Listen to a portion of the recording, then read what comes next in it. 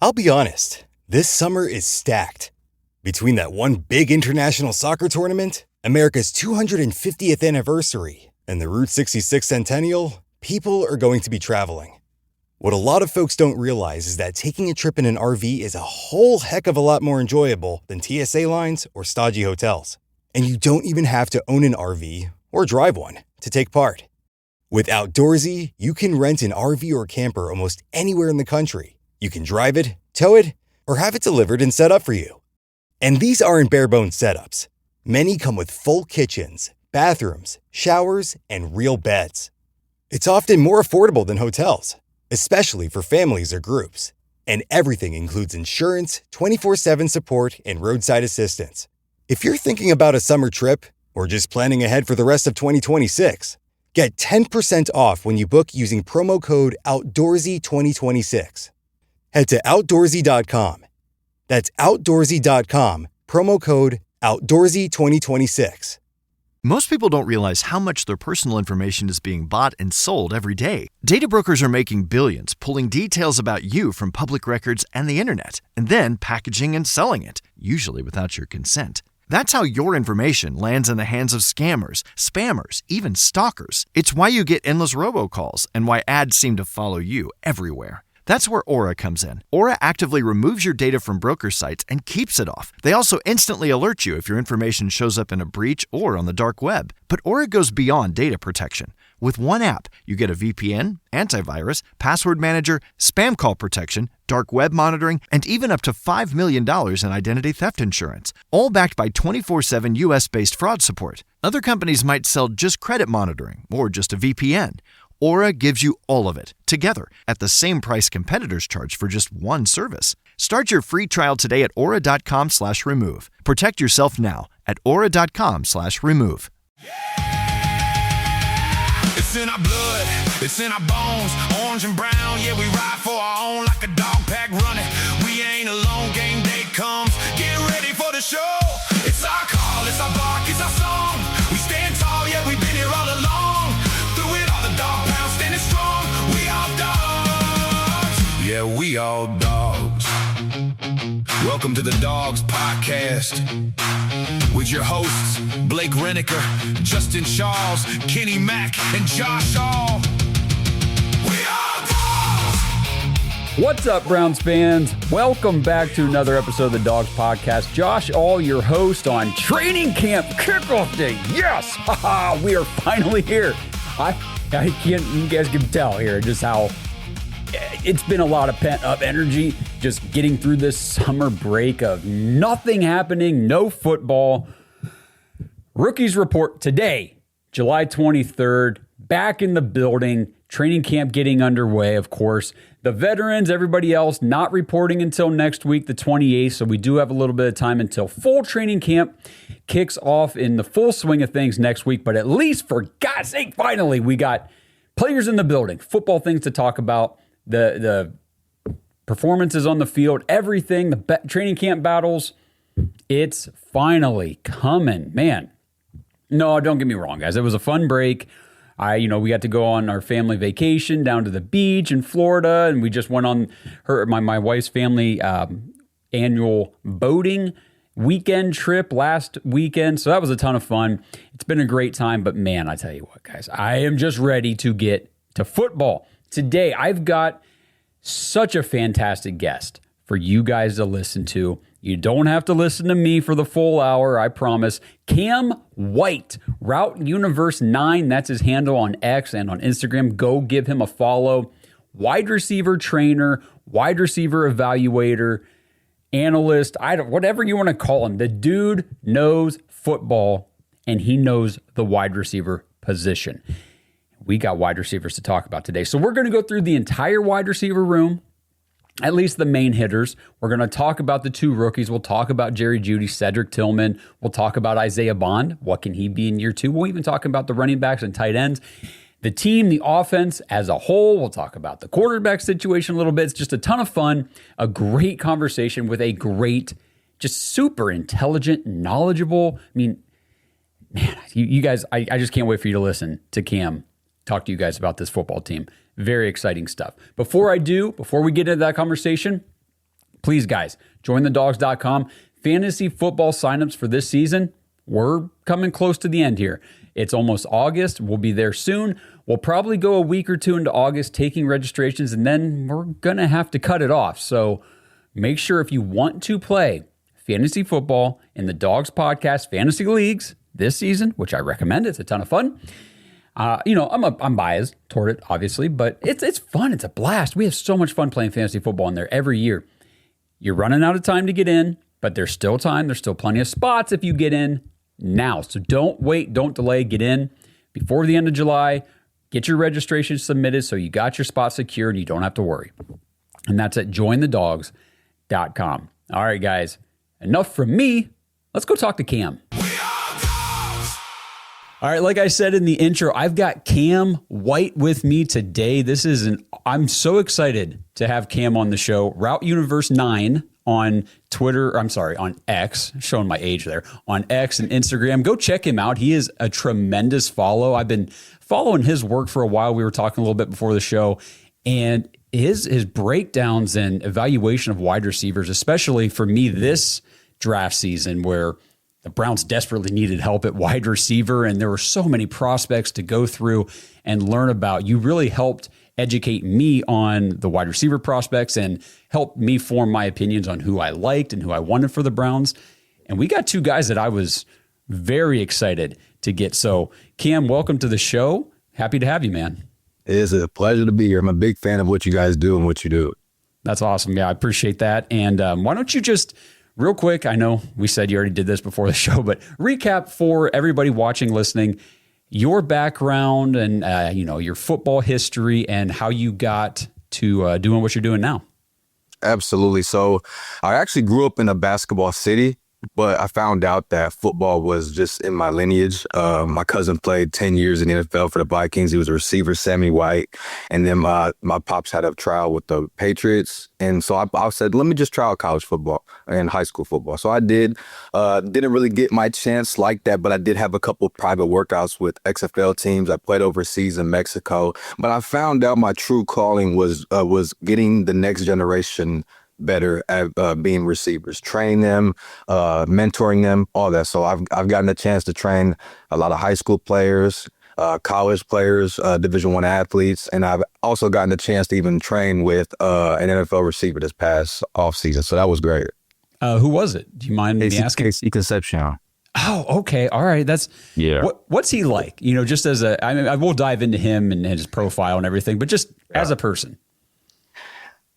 I said it when his trainer Jeep took me to his pro day. The first thing I noticed about him was that he's just a kind person.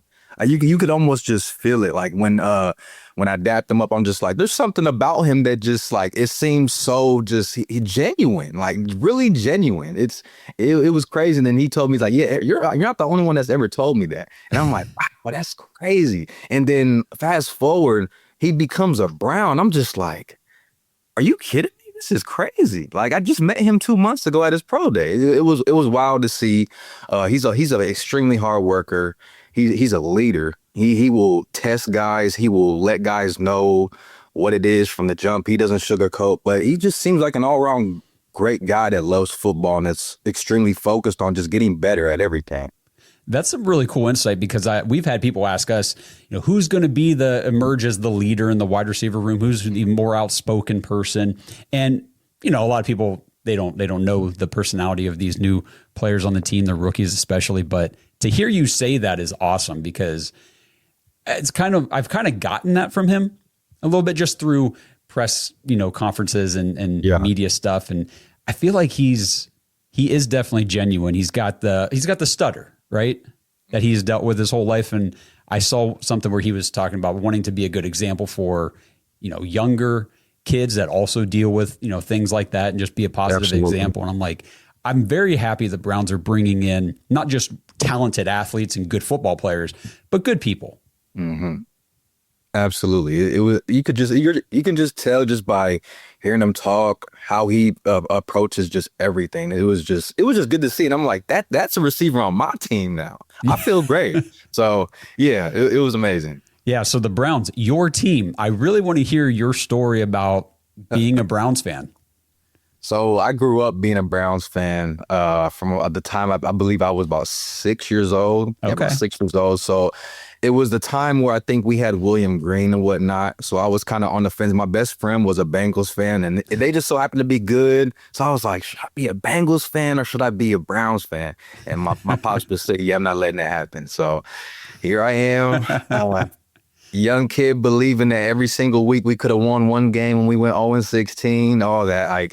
I love everything about Cleveland. I love football. I just love the Browns. That's really what it is. I never gave up on them, never will. I'm Cleveland for life, really. Bleeding brown and orange, man. Yeah. There's something about being a Browns fan too it's just different. You're because people ask me all the time, why do you still do this? Just find a new team. I'm like, I can't. You don't understand. There's a commitment here that I will never give up. No, it's just something about. I don't really know. We haven't been good, really. I think we've only been good 3 seasons. I mean, but it's just people call it a sickness. I call it loyalty. I mean, you can call a lot of things, but yeah, it's just who we are. It is just who we are, and we're hoping that the trend and history of not being very good can start to reroute itself a little bit here. Give me a breakdown. Let's start with some of these, the 2 rookies that we brought in. And We'll just start with KC Concepcion because obviously he's the first guy we drafted. He was our first round pick at 24 in the first. I'm excited. I think that there has been a lot of, and you can correct me if I'm wrong here on my perception, I feel like Denzel Boston's gotten a lot of the highlight buzz from the OTAs and minicamp because he makes the big down the field 50-50 catch, the contested, all that stuff. Like he's awesome at that. Correct. But I feel like KC Concepcion's going a little under the radar because what he does very well and what I believe he's going to do very well for the Browns isn't really these quick clip highlight reels that you're going to get huge engagement on social media. It's the quick hitters, the quick slants. It's get the ball into his hands fast because that's when the magic happens. But, give me your breakdown on KC. I actually agree with that. It's funny you said that because I said that in a space on Twitter not too long ago. I think it was right after you. And you said basically like Denzel does get all the highlight reels, but we're not paying attention to the slants KC's Concepcion's catching, and he's running and getting yak, but it's not a big play because we can't tackle. Exactly. So, yeah, you know what I'm saying? So we haven't had a guy to be able to take a slant for 6 since OBJ. And KC, that's how long ago it's been. So KC's able to do that. And not only just do that, but he's able to play everywhere. He's just not designated in the slot. He can play your X. He can play your Z. He obviously can go in the slot. I mean, we haven't had this in years, so it's just really good to be able to have somebody that has a full route tree like that and that can win everywhere. It's amazing. Talk about that real quick, the importance of having an expanded route tree for a receiver. It's super important because you don't want to limit yourself. When you limit yourself, especially in the NFL, it makes your job a little bit harder. When you're able to do everything, you have more opportunities. That's why I've been telling everybody KC will be able to have a ton of opportunities because he can play everywhere, and not just everywhere. He can run any route you got. Any route Todd Monken has, he can run at an exceptional level. So that's why I think he's going to get a ton of opportunities to be our guy. So you think there is wide receiver 1, alpha commanding target potential for KC Concepcion. Is that kind of what I'm hearing? To an extent, yes, but we'll see. But yes, there is a big possibility for that. Whenever I was going through, my wide receiver evaluations too in the, draft process, I just kept coming back to him and saying to myself, like, I think this guy could be a wide receiver 1 for an NFL offense. Because like you said, he can just play everywhere. You really can't be that target commander for a team in the NFL if you have to come off the field in, 2 wide receiver sets because you're, limited to this position or that position or what have you. And for a guy that can bounce inside, outside, run, like you said, every route, they'll use him in the screen game, end around, reverses, just get the ball in his hands. His yards after catch ability in college blew me away.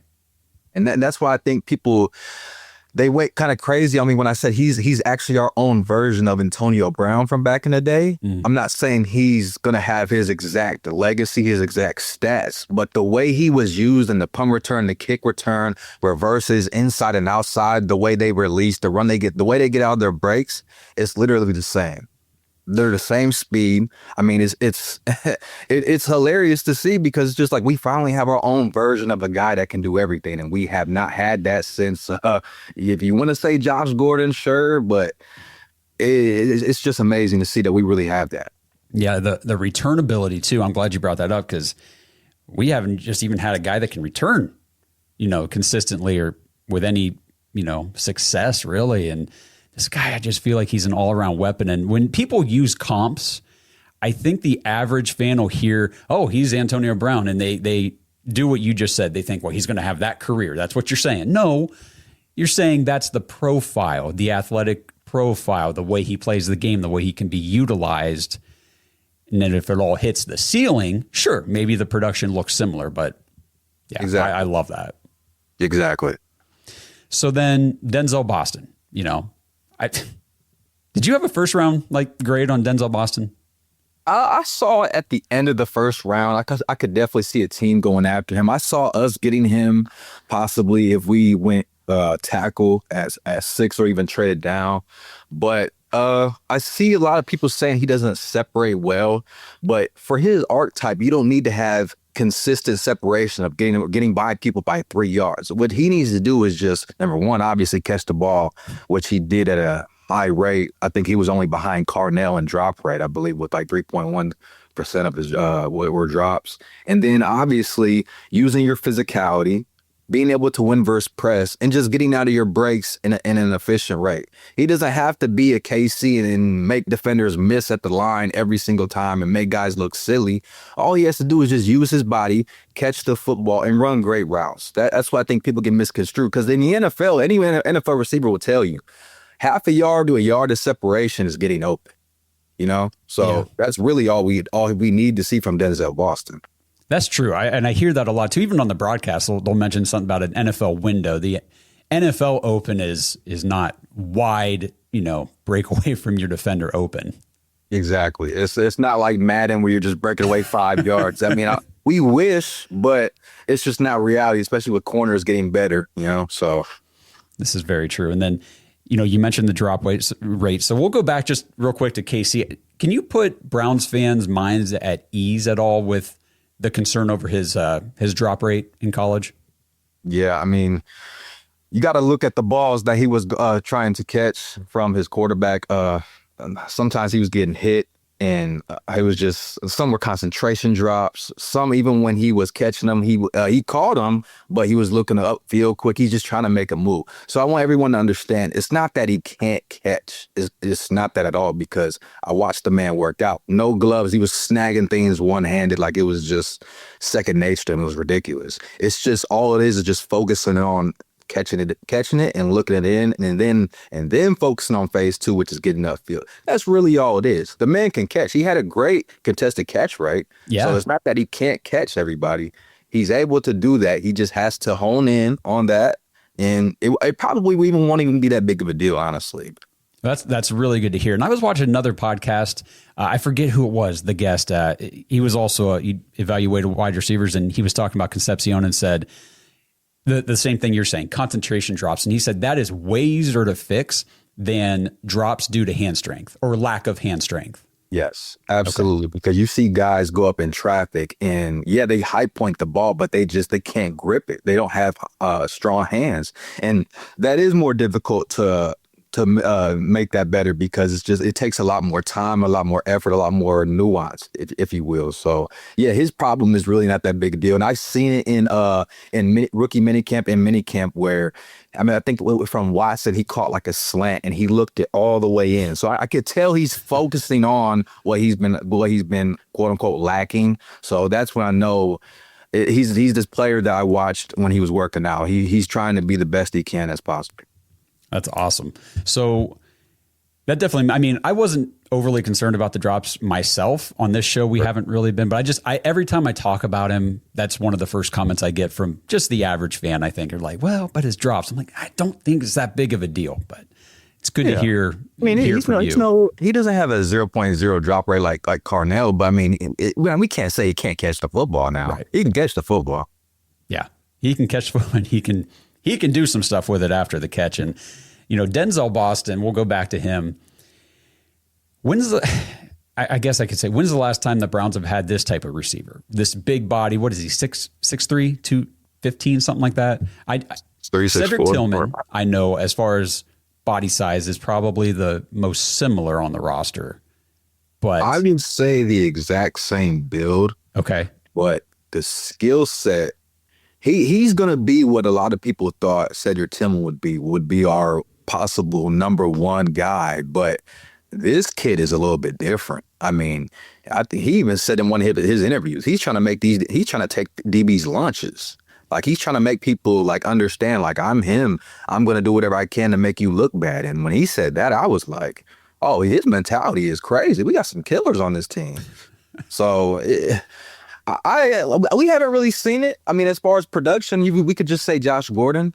I mean, and before that, Braylon Edwards. So it's been a very long time. Very long time. Yeah. I think it was the draft call, Andrew Berry to Denzel Boston. I saw it on whatever X, and I think he said to him, are you a little pissed off after last night? Meaning, you didn't go in the first round. And Boston was like, yeah, yes, I am.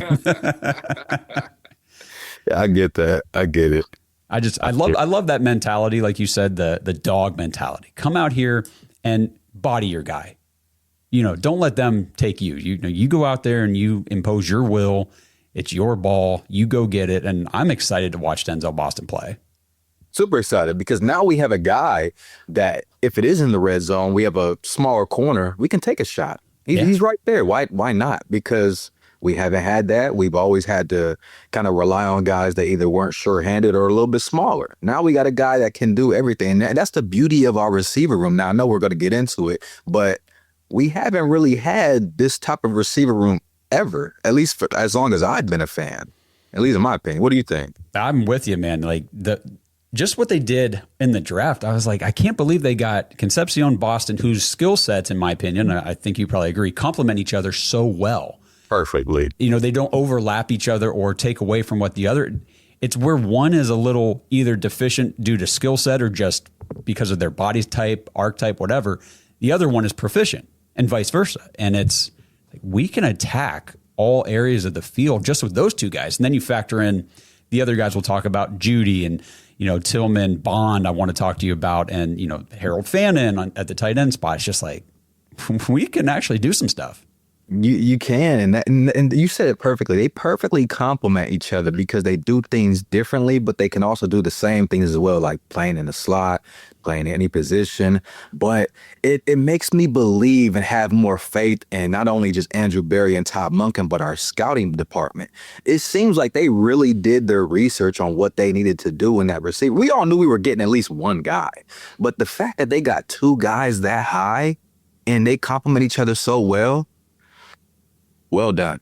Yes, well done. And it's like they obviously recognized we were lacking in that receiver room, and they were willing to use two of their first three picks on receivers. And I couldn't believe it. I couldn't either. I wasn't sure if he was going to do it because everyone's take one at 6 and take one at 24. Like, I don't think Andrew Berry's taking two receivers in the first round. No. But he kind of. Yeah, I was thinking at least maybe in the 50s. Did we have like 54 or something? Something like that, yeah. Yeah, I was thinking a receiver there, but 39, I was shocked. I thought it was going to be an EMW, honestly. Me too. Yeah. And then when we got him at 58, it's like, what just happened? What just happened here? Luck of the draw, I'll tell you that right now. It really was. The draft board fell our way, and we did it. We made it happen. This episode is sponsored by Kalshi. All right, Browns fans, we've all messed around with the sports books before, right? And let's be honest, you're always kind of playing against the house. But with Kalshi, it's different. You're not betting against some sports book. You're trading against other real-world people. There's no house trying to beat you. Kalshi just runs the marketplace. So if you think the public is wrong and the Browns can make the playoffs in Todd Monken's first year, or KC Concepcion, Denzel Boston, one of those guys can win Offensive Rookie of the Year, you can take the other side of the market, and then if you're right, that's a big payout for you. And it's not just sports either. You can trade on other real world stuff, interest rates, inflation, even wild weather outcomes. It works like this: simple yes or no markets, your risk is capped up front, and your payout is locked in. So if you trust your takes and instincts, and I know you guys do, go check out Kalshi and see what markets are live right now. So use our link in the description or just head over to kalshi.com/dogs, KALSHI.com/dogs, DAWGS, and you'll get $10 when you sign up and trade $100 on Kalshi. Because why shouldn't you guys get paid for being right? When the day is over, your bed shouldn't make things harder. Cariloha bed sheets are crafted from organic bamboo to deliver naturally breathable, moisture-wicking, and irresistibly soft comfort, helping you stay cooler and comfier throughout the night. It's comfort that's gentle on skin and designed for better rest. Healthier qualities we're proud to highlight through our partnership with the National Eczema Association. Tonight, discover what Cariloha bamboo comfort feels like. Shop Cariloha now at cariloha.com. That's CARILOHA.com. Cariloha. Sleeping better starts here. Most people don't realize how much their personal information is being bought and sold every day. Data brokers are making billions, pulling details about you from public records and the internet, and then packaging and selling it, usually without your consent. That's how your information lands in the hands of scammers, spammers, even stalkers. It's why you get endless robocalls and why ads seem to follow you everywhere. That's where Aura comes in. Aura actively removes your data from broker sites and keeps it off. They also instantly alert you if your information shows up in a breach or on the dark web. But Aura goes beyond data protection. With one app, you get a VPN, antivirus, password manager, spam call protection, dark web monitoring, and even up to $5 million in identity theft insurance, all backed by 24/7 US-based fraud support. Other companies might sell just credit monitoring or just a VPN. Aura gives you all of it, together, at the same price competitors charge for just one service. Start your free trial today at aura.com/remove. Protect yourself now at aura.com/remove. I guess let's talk about Jerry Jeudy. Let's move into him real quick, because I think a lot of people would say he's kind of the default wide receiver one until one of the other guys establishes himself. Some people are like, well, Judy's just automatically wide receiver 3 is an afterthought to begin with. Talk to me about Jerry Jeudy. Oh, from the jump, people should know he is going to be the guy. He's going to get the most chances only because he is the vet, and he still did have 1,200 yards in 2024. He's the quote unquote leader in that room as far as just having experience.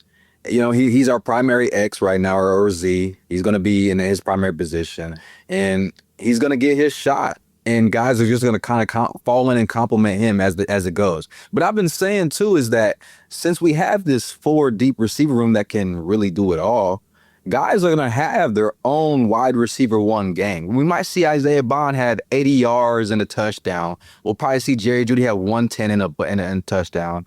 We'll probably see Boston have like 80 yards and 2 touchdowns. Same with KC just going off. Everybody's going to have their own games when they go off based on personnel, coverages, how they like to play people, and just being able to just like go after deficiencies in their defense, you know? So I feel good about Jerry Jeudy because he's not going to be the only guy. Think about it like this. And this is no shade to our other receivers, but even when Cedric Tillman was going, or when Jerry Jeudy was going off, we had Elijah Moore, which we never really used correctly, but Jerry Jeudy was our main guy. Who else did we really have to rely on, and who else did defenses really fear?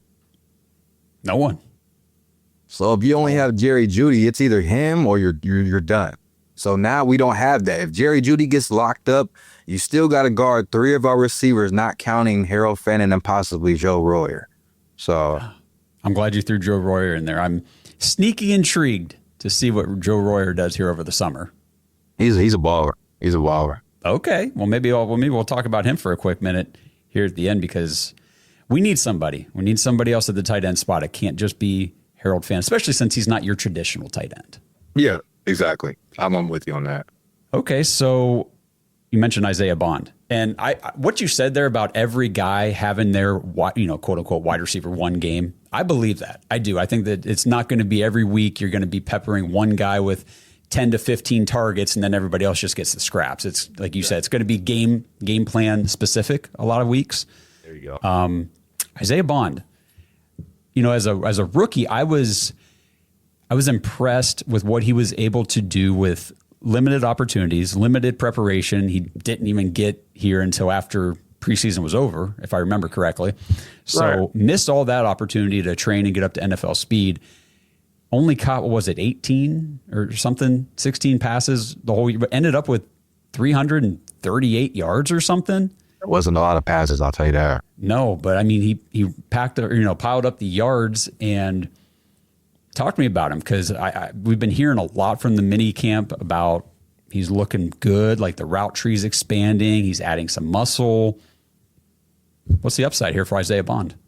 He looks good. From just watching his training videos, it looks like he's really focusing on things that can make him just not just a deep threat like people think, just everything. He can just working on his intermediate game, his short game, and that's what you want. So I think it's going to be a whole different ball game this year. Because like I said, people think he's only a 9-route guy, a deep post guy, but we're going to see him run slants. We're going to see him run quick outs. We're going to see him be able to catch some curls and get some yak, because I think what we're forgetting is he can get some yak. He can get some yards after the catch, and we've seen it at Texas. So he's not going to be the primary guy. People are going to have to worry about 3 other targets when he's on the other side. So I feel really good about him, especially like you said, no preparation. He was just basically going off of just athleticism and what he knows and what he could pick up in a short amount of time. And it didn't work out at first, but as he went along, the Packers game, he looked amazing. We couldn't get him the football. The Detroit game was really when he took off. I mean, and then you had that one play with the Bears, where Shedeur changed the play. It makes me really excited, not only for him, but the entire receiver room, because, again, they complement each other so well that guys are going to do – it's going to be a real balanced room, if you will. Yeah, I agree with you on that. And for me, I just always picture that throw in the Raiders game. The 52-yard bomb from Shedeur is like – and I love the deep threat ability, and I know, like you said, he's working on being able to do more than just that, but that's Shedeur's game. Like the deep ball, the deep accuracy, like that's where he lives. He's so good at that. And I feel like we've got guys now who can actually make it happen on the other end. I'm with you. And that's the reason why I think he's going to get even more open, is because guys are going to be so worried about KC in the intermediate and short game, Jerry Jeudy in those same two, and Denzel Boston. It's just going to be, everyone's going to be moving around and people might be panicking. So it's going to leave guys like Isaiah Bond that people may not forget, but it's like, if he beats us, damn, that's tough. Or dang, that's tough. Yeah. But, so I feel really good about it. That's awesome. So we'll talk about Cedric Tillman real quick, because he's obviously the other vet on the team. Last year of his rookie contract here. It just hasn't gone the way we hoped when we took him in the 3rd round. He hasn't been able to stay healthy. He flashed a little bit. What was that, 2024 with Jameis Winston there for about 2.5 games, I think. And then he had the concussion against the Steelers, lost the rest of the season. What do you see with Cedric Tillman, and what's kind of your prediction for him as far as a roster spot? I think he'll probably make the team, because, I mean, he's not talentless. He does have talent. It's just not consistent. But in the NFL, you do need consistency, and you're as good as what you've done last, So we'll see how it shakes up. I think the main thing with him is just stay healthy and try to fight your way into those games so that way you can get your shot. And if he does, I think he should do fine, especially with him not having to be then possibly the number 1 or number 2 option now. So now he can kind of fall back and just kind of get in his role and just be consistent catching the football and whatnot. So we'll see. But I'm not putting all my expectations in him. We're just going to see how the dice roll really with him. Okay. Well, I think that's kind of where I'm at too. Like, I'm not putting any high expectations, but I'm not ruling him out completely. I know there's been a lot of talk amongst the media and just fans in general about this wide receiver room, and could we see a potential trade during training camp or preseason if another team suffers an injury?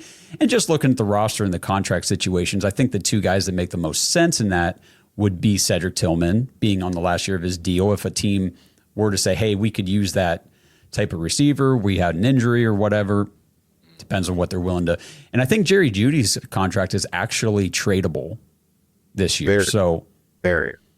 I don't know. That was a steal. Yeah, it was a steal. And I've seen people say, well, he's getting paid wide receiver 1 money. No, he's not.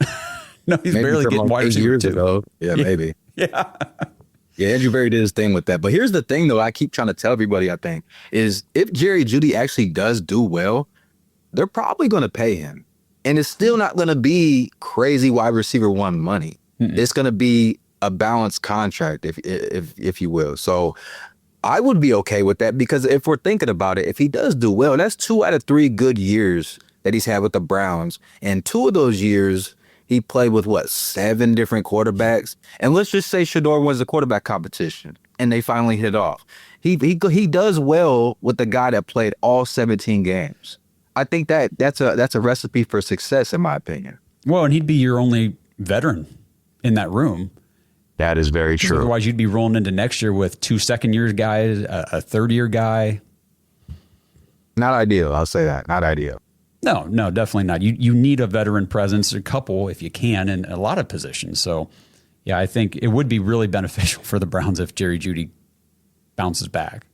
Yeah, he needs to. I think he knows he needs to as well. So we'll see. But I feel good about him. I know he wasn't catching the football last year as good as we would hope, but he's got to hone in and just lock in on what he has been lacking, and then we all know the talent's there. So. Yeah, and that's another thing, too, I think is important to remember with this room. Even if we're down on Jeudy or down on Tillman, like, they have talent. These guys are not lacking in that department whatsoever. As far as the other guys, I guess, fighting for roster spots here over the summer, training camp, preseason, is there anybody specifically like you want to highlight as a guy or a couple guys that the Browns fans should keep their eye on that might actually make a push for this roster? Any of that stuff? I like Thrash. I really do. I like Thrash. I like what Thrash brings. Seen him in the Patriots game, I think before halftime with Dylan Gabriel. I just like what he does, and he fights. He really does fight. I remember in a Denver game where Jerry Jeudy went off in, I think, 2024, he ran a whip route, and then he fell going into it, but he got right back up and then got the football. That's when I knew, like, he's at a mature level as far as being a receiver. So I want to see more. I don't think he lacks talent either. I just don't think he's gotten a chance. I don't know what's been happening, whether he's just gotten beaten out or maybe he was hurt or something. But I like what Thrash brings, really, in my opinion. Okay. I mean, I was definitely interested when we took him in the 5th round a couple years back. And then, I was a little surprised last year. He got waived during roster cutdowns, right? And then got brought back onto the practice squad, ended up coming back to the roster during the season, all that. But yeah, he's definitely somebody to be watching. Let's see. Gage Larvidan, he made the practice squad last year as a UDFA, got, some playing time. What are your thoughts on Larvidan? I like him too. He's a pretty good route runner, but we just got to use him in ways that helps him and that can really help him. I think that since we have our receiver room, I think we can get him in a role if he does make the team to be able to succeed. And since we have Monken as well, he's going to put people in the best position to do well. So that's why I feel really good about that as well. Yeah, give me your thoughts on Todd Monken real quick, just as an offensive mind, kind of compared to what we've had the last 6 years with Kevin Stefanski, because I feel like I've been talking a lot about the staleness of the offense and how it felt like defenses just knew what we were going to do all the time. We weren't really, improving the offense or, changing anything up. So what do you think about Monken compared to what we've had? The main thing with Monken compared to just what we've had in the past 5 or 6 years is spacing. It's spacing. We're going to have guys that are they're not 2 yards apart on every route. Because even last year when I was watching the tape, it's just every other play, guys are like this close together. And it's not a recipe for success whatsoever. So again, it goes with guys, their spacing, guys being in their correct spots, Jeudy being at the Z, Denzel being at the X, KC being everywhere. Just guys being in their best spot to do well for the Browns. And I think that's what we're going to see in a difference with this offense this year. I'm glad you mentioned the spacing, because as soon as you said that, I started getting hit with some memories from all the games last year where you'd see 2 receivers basically right on each other's butt. And it's like, what are we doing here? And the biggest one that hit me immediately was that preseason game against the Eagles. Dylan Gabriel threw that pick 6. And we couldn't figure out who he was throwing to because there were two guys there. And it's like, you saw the problems in the preseason and they just carried straight through the season. And that's what I was wondering as well, because it wasn't only last year, it was years prior. So we have different players doing this. Is it the players? Are that many players messing up, or is it the scheme? So that's when I started leaning more towards the scheme, because it wasn't just happening one season. It was happening almost every season. So yeah, that's what I'm really most excited for. Guys having space to do what they do best. It's like a very simple thought, but obviously the execution from the coaching standpoint isn't always quite as simple. But I'm excited for Monken. I think that he's got such extensive history with developing offenses and working with different players, different styles of players, archetypes, receiver, running back, quarterback. I mean, he's had different players everywhere, and he's able to mold what he wants to do around those guys. Absolutely. And I can't wait to see not only what he does with the receiver room, but what he does with a tight end room, like 13 personnel, 12 personnel. I want to see what he does with Dylan Sampson and Quinshon Judkins. I'm excited to see overall what he does to this offense. And because we're so used to, like you said, having a stale offense where even fans could call out some of the plays that we may run on certain sets. It's just like when that happens, that's when you know you need a change up. Absolutely. Dylan Sampson, I don't feel like they knew how to use him last year. In the Bengals game, they did. I seen him in the slot. Yeah. But after that, you kind of just really didn't see. They wanted him really going in between the tackles all the time, and I wasn't really a fan of that. I think he's way more than that. I don't think that's really him. I think you need to get him out in space. Yes. Yeah, I do too. I think that his talent level, I'm so intrigued by what Dylan Sampson could be, what he was able to do with just limited touches last year. Like you said, that Bengals game was unbelievable what he was able to do. We had no run game. He was doing that. I couldn't believe it. I'm like, who is this? This guy is about to be insane. Yeah. Insane. But we just never used him the right way. And even in the Raiders game, he got used a little bit, but it wasn't the same in totality as the Bengals game. And we got to get back to that. Yeah, we definitely do. And speaking of Quinshon, like the videos of him working out and the fact I did not expect him. I've been saying this a ton. I just still can't get over the fact that he was full go for OTAs and minicamp. I fully expected him to be limited participant, and I would have been happy with limited participant coming off of that, leg injury late in the season, coming in here like, okay, let's take it easy in the spring. We'll get you, up to speed, ready to go for training camp. He was full go right off the rip. I'm like, who is this guy? I think he was full go off the rip because they said he didn't really hurt any knee ligaments. I think if he would have hurt some in there, I think he'd have been took a little bit longer. Yeah, I think that's true. And man, watching that play, I don't know how he didn't.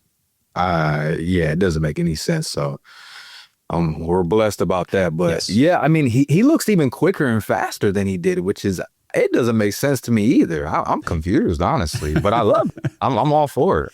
Me too. It's totally changed my expectations for him early in the season. I was fully prepared for a slower start, which he's coming off this injury. Like, let's just give him a little time, but apparently he's good to go, and I'm pumped about it. Yeah, I'm excited. The only caveat to that is I remember one of my guys told me a stat about the Browns offensive line. Mm-hmm. I guess we're the only team in NFL history to revamp an entire offensive line in one offseason. Oh. Yeah. I know the Bears did it last year, but maybe it was just 4 out of the 5 or something like that. Yeah, I'm pretty sure we're the only team that has only done every single position. So, well, that's something we've talked a ton on this podcast about the offensive line. And it's like, we get excited for the prospects for the season, but then it's almost like we got to rewind real quick, ground ourselves in the fact that we don't know. The biggest, Justin said last night on the live show, he's like, I am scared as hell about this offensive line because we just don't know. On paper, it looks good. We got guys who we think can play and do certain things well. They've never played together. They don't have any chemistry, camaraderie, rapport whatsoever. So it's how quickly can that get up to speed? That's going to be a big deal.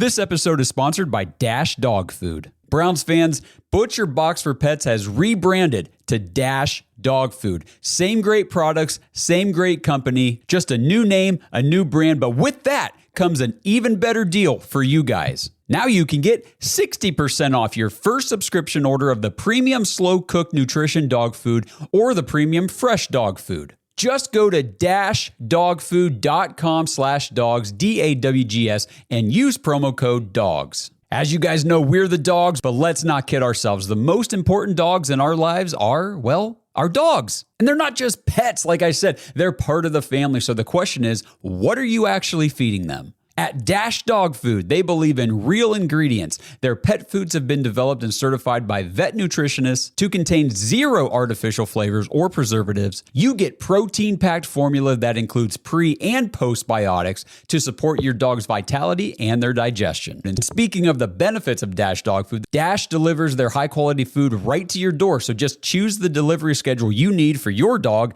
and you can change, modify, or pause your plan at any time. So try it out today. Your dog will love you for upgrading their meal times. dashdogfood.com/dogs and use promo code DOGS to get 60, not 50, but now 60% off your first subscription order of the premium slow cooked nutrition fresh dog food or the premium fresh dog food. Minimum purchase of $34, 60% discount applies to subscription orders only, 1 use per customer, cancel at any time.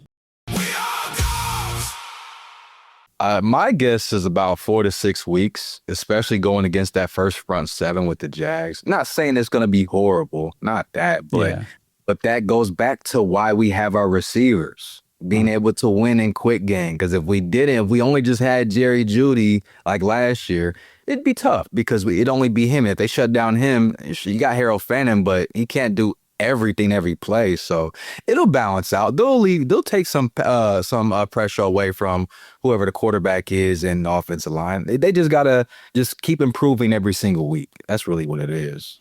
Yeah, and I'm expecting penalties, some frustrating penalties in the early part of the season as these guys get up to speed with each other. But like you said, as long as it's improving week to week and we see that, then that'll be good. I'm excited for this season. I think that it could be a lot of fun. I agree. Some people, or actually a lot of people, think we're going to be really bad, but I don't really see it, especially with the schedule and just, we already know our defense should be good. Maybe not top 3, but they should still be a top 10 unit. And then you got the improvement on the offense. I still don't think people understand having that type of receiver core that we have can just elevate your entire offense, maybe from being last to like just 16th, just based off of just being able to win your matchup. People don't understand how crazy that is and how much that can elevate your offense. Yeah, the talent they brought in here, and again, I know it's all young, but it's really good for the future of this team. Right. And we've seen young guys, rookie receivers, come into the NFL and really start to make their stamp on an offense partway through the season, second half of the season. So, I mean, Harold Fannin was a 21-year-old rookie freaking tight end out of the MAC. Come on. Like, these are some good players we have.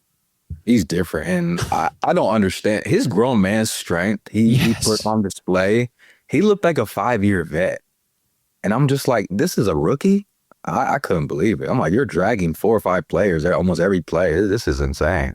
We said every week, like, if you need 7 yards to the sticks, hit him at 4 and he'll get you 5 more. Like, you don't have to worry about it. He's insane. I love Harold Fannin. He's probably my favorite player right now on the team.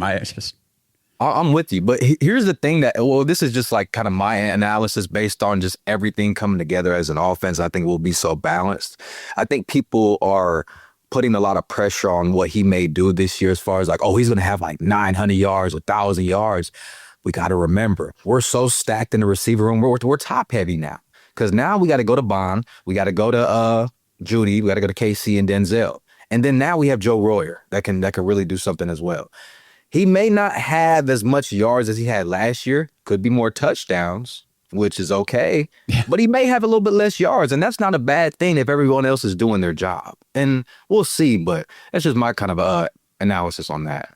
No, I mean, you have a pie, and you've got more people eating out of that pie now, and I think that's It doesn't mean he's getting worse or not doing as well. It's just like you said, there's more options now. Correct. Exactly. And speaking of the other option that I wanted to talk to you about, Joe Royer. You just said his name again. Talk to me about Joe Royer. He's a dog. He's just a dog. He catches everything. He runs great routes. Actually, one of my guys, T, he got me. He put me on to him, and Cyrus Allen did when we had him in the space. That's right. Joe Royer is. I don't want to say him, but he's kind of him. He can run routes. He can catch the football. He does what he does. And putting him next to Fannin, I couldn't believe we got him, but that could be a duo. But again, at the same time, like you just said, we have a pie. You only have one football. But the fact that you have that threat in the 12 personnel is just crazy to me. I love what he brings, and they also him and Fannin complement each other well as again. So I love what he can do and what he brings to this football team, honestly. Yeah, and you just mentioned Allen, and you had Carnell Tate, right, in one of your spaces. I don't know. I mean, I know they don't. He doesn't play for those guys. Don't play for Cleveland or anything. But what was that like talking to those guys? Yeah, Cyrus. He's honestly just based on just hearing him talk and his mentality. I wanted him on the Browns because we need that type of dog. We needed it. So, and just watching his film, he doesn't drop footballs as well. I think he only had one drop this past year. Led his conference in touchdowns. So, yeah, he was a super down to earth guy. Loves football, knows football, understands it at an extreme level of just detail. I love it. And then Carnell, talking to him was also insane because you got some insight on certain plays that they had. Like he broke down a play where him, Brian Hartline, and Jeremiah, they kind of just like drew up a play and he happened to just score on it. So hearing him talk football, he's so smart, and there's no way he doesn't pan out. There's no way he's gonna be a guy. He catches everything. I think he has like 10.5-inch hands as well, which I didn't even know that, which is insane. I believe that's bigger than OBJ. So talking to those guys it was a good experience just hearing them talk football, especially just going that high in the draft as well. Because I didn't know he's gonna go top 4. I was thinking maybe top 6 to 10. But being able to have a top 4 guy and you just talk football with him, especially at a receiver position, and I'm able to understand what he's saying, it was a great experience. So, yeah. And I'm not sure if you've seen it too. I think he said on the podcast that he said that if the Titans didn't get him, he thought he was coming to Cleveland. I wonder. Obviously, we didn't get a chance to find out if the Browns were going to take him or pass, but it sure felt like it at times. Like we needed that top dog receiver, and he was my wide receiver 1. I'm pretty sure he was yours, right, in the class. Yep. And people, oh, you're an Ohio State homer, blah blah blah. I'm like, well, yes, I love Ohio State. That's my team. That's my school. But name me a guy out of that school that hasn't panned out. In past 10 years, really can't. So no. Yeah, I think it was possible that he would have landed here, because for him to even say that, I was like, that's interesting, because it was leaning towards it. Once the Cardinals took Jeremiah Love, it kind of messed the entire draft up. So we'll never know, but I'm kind of leaning towards he probably would have been a Brown.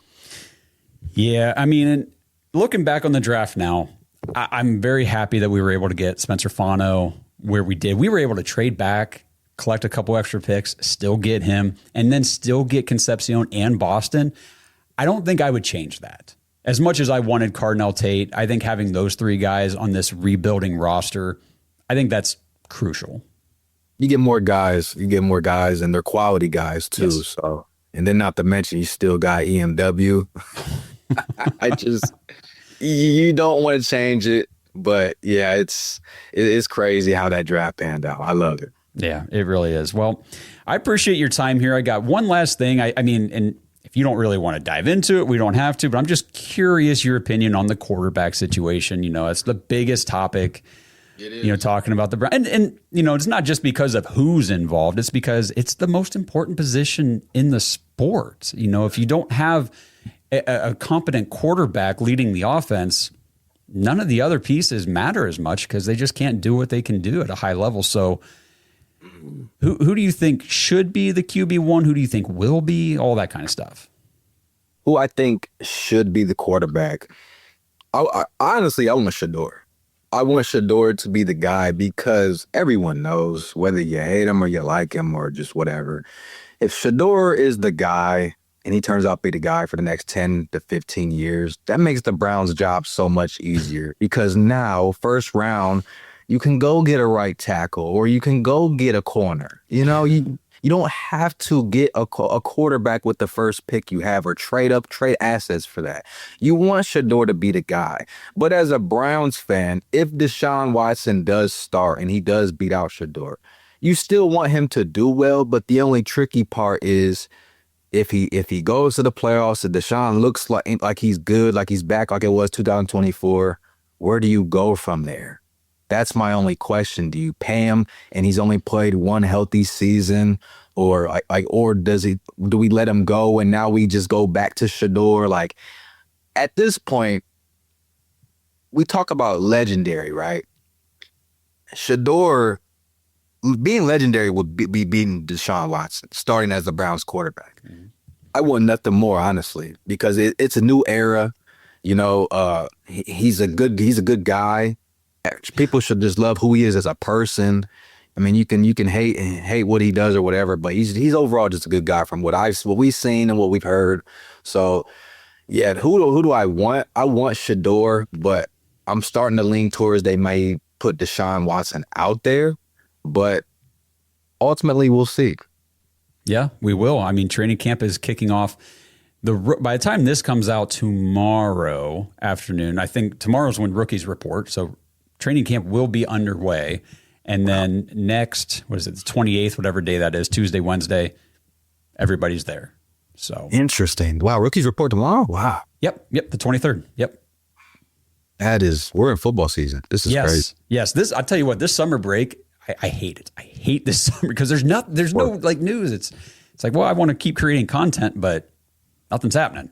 It's tough. I know it's been tough for you guys to create something like this. But you guys are doing what you can, though. So yeah, absolutely. You know, we find new ways to do different things and keep things interesting. And then obviously just reaching out and talking to people like yourself you've got a very special knowledge about wide receivers that I really wanted to get on this show to, you know, give to the audience and everything to hear from you because, again, your work, very impressive. Everything that you do online and breaking this stuff down with your receiver breakdowns and your training and everything. It's really cool. I appreciate that. I try to do my best. I'm learning too. I tell people all the time, I do not know anything. You can even say I don't know a lot, but I have all the willingness to learn everything I can from everyone I meet and everyone I talk to. So that's the key, I believe. That's exactly what I do too. It's like, I don't know that much, but I'm not afraid to try and put it out there. And if I'm wrong, I'll just say, hey, I was wrong. Here's why. And let's move on. So exactly. That's the way you got to go. That's how you grow and that's how you get better. So I love that. Absolutely. So any aspiring content creators out there, there's a little tidbit for you guys. There you go. So Cam, you're the man. Thank you so much for joining me here today and talking about these receivers, just the Browns overall, helping to, you know, shed some light on why there's optimism for this team and for the offense specifically, something that hasn't been very optimistic in the last few years. Exactly. Well, I'm excited. Like I said, you got 4 guys that's top heavy. You may not have a wide receiver 1, but that's not particularly a bad thing. So, yeah. No, I agree with you 100%. So, Cam White, everybody, thanks again. Go follow him, Route Universe 9 on X, on Instagram. Is there anywhere else people should be following you or looking you up? You said it right there. You said it perfectly. Okay, awesome. All right, well, we'll have you back on the show again for sure sometime in the future here, and we'll talk to you then, man. Thanks again. You know it. Whew, man, Cam freaking White. What a great interview, a great conversation. Right, guys? I mean, the knowledge, the expertise, the attention to detail, just specifically at the wide receiver position or pass catching in general, Cam knows his stuff. And I'm very excited. Obviously, you guys can tell that I had the opportunity to sit down and talk with him and definitely want to have him back on the show as, you know, maybe training camp preseason gets underway later this summer. definitely, once the season starts, to kind of evaluate the wide receivers in real game situations after a couple weeks of the season to see how things really get going. But thanks again, Cam White, joining me today.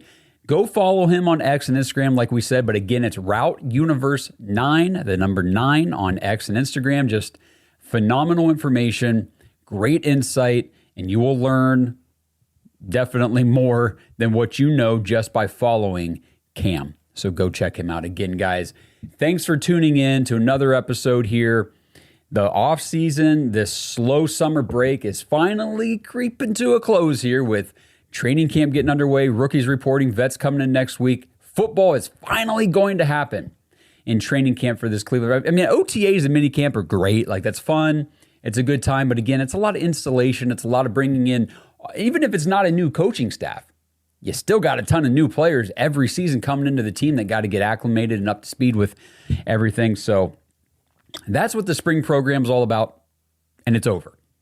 Now, rubber hits the road, pads come on shortly after training camp starts, and we start to get some real answers to the real questions that we have about this team and about this roster, this coaching staff, everything we've been talking about since January. It's been a long, long ride, guys, but you've stuck with us through it all. The diehard Browns fans out there, love you guys. Thank you so much for supporting the show, giving us this platform to give back to you the content and everything about this Cleveland Browns football team. And we're going to continue, obviously, doing all of this as training camp goes on, preseason, and of course, another NFL season for your Cleveland Browns. So thanks again, everybody. Go give Cam a follow, and we'll see you guys in the next episode. It's in our blood, it's in our bones, orange and brown, yeah, we ride for our own like a dog pack running. We ain't alone, game day comes, get ready for the show. It's our call, it's our bark, it's our song. We stand tall, yeah, we've been here all along. Through it all, the dog pound standing strong. We all dogs, yeah, we all dogs. Thanks for listening to another episode of the Dogs Podcast. Follow us on social media at the Dogs Podcast. And join our dog pack community at jointhedogs.com. We are dogs! This episode is sponsored by ISSA. Browns fans, if you're into health and fitness, have you ever wondered how you could maybe turn those hobbies and your passion into an actual career? If that sounds interesting to you, then ISSA has the opportunity you've been looking for. ISSA is the International Sports Science Association, and they can help you become a certified personal trainer in as little as 3 months. And right now you can get $100 off your certification when you sign up through our link, joinissa.com/dogs, DAWGS. Now, certifications are 100% online, self-study, and self-paced. You can study anywhere from your phone, tablet, or computer. And the final exam is open note, open book, aka piece of cake. Except you fitness nuts probably don't eat a ton of cake, so let's just call it a piece of delicious protein bar. And ISSA has the #1 job guarantee in the industry. If you get certified and sign up to be a certified trainer with ISSA, you have a job guarantee or your money back. ISSA has over 10,000 gym partners that have over 73,000 open jobs for trainers right now. And you don't need a 4-year degree or a 2-year degree. You just need your certification to qualify for these jobs. So what are you waiting for? With certification this simple, there's no excuse not to pursue your passion and become a certified personal trainer today. Get $100 off your certification at joinissa.com/dogs. You've wanted to make a change long enough? Now it's time to do something about it. That's joinissa.com/dogs for $100 off your personal trainer certification. Most people don't realize how much their personal information is being bought and sold every day. Data brokers are making billions, pulling details about you from public records and the internet, and then packaging and selling it, usually without your consent. That's how your information lands in the hands of scammers, spammers, even stalkers. It's why you get endless robocalls and why ads seem to follow you everywhere. That's where Aura comes in. Aura actively removes your data from broker sites and keeps it off. They also instantly alert you if your information shows up in a breach or on the dark web. But Aura goes beyond data protection. With one app, you get a VPN, antivirus, password manager, spam call protection, dark web monitoring, and even up to $5 million in identity theft insurance. All backed by 24/7 US-based fraud support. Other companies might sell just credit monitoring or just a VPN. Aura gives you all of it, together, at the same price competitors charge for just one service. Start your free trial today at aura.com/remove. Protect yourself now at aura.com/remove.